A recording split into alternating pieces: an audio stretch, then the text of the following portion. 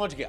India ने हालांकि आखिरी में फिर एक बार निराश किया, लेकिन निराश करने से पहले ऋषभ पंत और केएल राहुल ने जो क्लास किया, जो ऋषभ पंती, जो हीरोपंती दिखाई, उसने इंडिया को उस जगह लाकर खड़ा कर दिया है जहां से बुमराह एंड कंपनी इस बात की उम्मीद कर सकते हैं कि हम जीत सकते हैं। तो उधर बेन स्टोक्स भले ही स्कोरबोर्ड को देखकर कह रहे होंगे बेन स्टोक्स इतने कैसे बन गए, लेकिन फिर भी वो याद दिला रहे होंगे कि इसी पिच पर 2019 में उन्होंने कमाल किया था। लेकिन क्या ये कमाल इस बार होगा?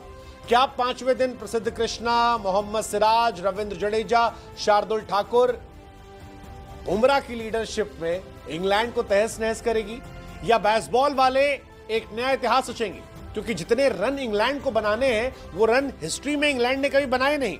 इंग्लैंड ने इस मैच में 21 बना लिए हैं, 350 और चाहिए, और 372 कभी भी इस पिच पर कभी इससे पहले बना नहीं था। 350 भी बाकी है।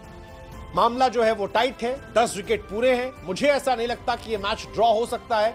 मुझे लगता है कि इंग्लैंड जीतने के लिए जाएगी, भारत जीतने के लिए जाएगी, और जब दो टीमें जीतने के लिए जाती हैं तो एब्सोल्यूट सिनेमा वहां से हो जाता है। मजा आएगा, मजा आएगा जो रूट बेन स्टोक्स की बल्लेबाजी को देखकर, मजा आएगा बेन डकेट और जैक क्रॉली को देखकर, मजा आएगा ओली पोप को देखकर, लेकिन उतना ही मजा आएगा कि 5वें दिन पिच पर जब बाउंस होगी तो क्या प्रसिद्ध कृष्णा को विकेट ज्यादा मिलेंगे।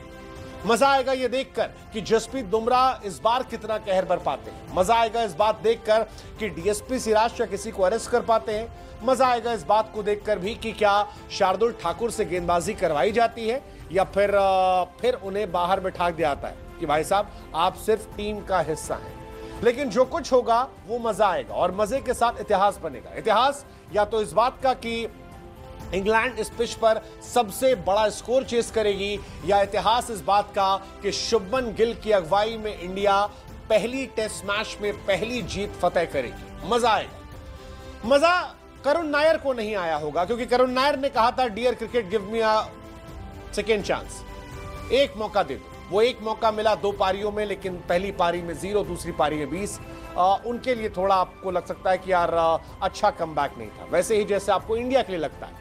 430 रन पर 3 विकेट थे, और फिर वक्त बदला, जज्बात बदले, हालात बदले, और इंडिया देखते ही देखते ऑल आउट हो गई। वैसे मजा इंडिया को भी नहीं आया, क्योंकि जो पहली इनिंग में हुआ था वही दूसरी इनिंग में हुआ। पहली इनिंग में आपको याद होगा 430 पर हम 3 थे, और फिर 471 पर ऑल आउट हो गए थे, और इस मैच में भी यही हुआ। इस बार सेकेंड इनिंग में 333 पर हम 4 थे, और 364 पर ऑल आउट हो गए। पहली पारी में 41 रनों पर हमने 7 विकेट गंवाए थे, दूसरी बार 31 रनों पर 6 विकेट गंवाए थे। टॉप ऑर्डर की मेहनत को लोअर मिडिल ऑर्डर कैसे बर्बाद करता है वो आज दिखाई पड़ा। इंडिया के टैलेंडर और इंग्लैंड के टैलेंडर में फर्क दिखाई पड़ा। इंग्लैंड के लोअर बैटिंग ऑर्डर